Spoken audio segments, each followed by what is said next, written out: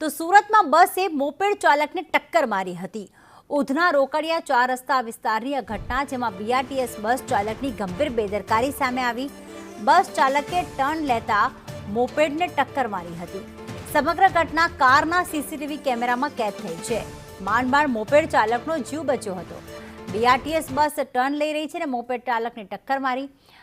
મનીષ અમારી સાથે જોડાઈ ગયા છે। મનીષ, બીઆરટીએસની એક તો ટર્ન લેતા સમયે સ્પીડ ઓછી હતી, જેના કારણે કદાચ આગળવાળા મોપેડ ચાલકનો જીવ બચી ગયો, પરંતુ દેખાઈ રહ્યું છે કે ગંભીર બેદરકારી છે, તેને મોપેડ ચાલક દેખાઈ જ નથી રહ્યો।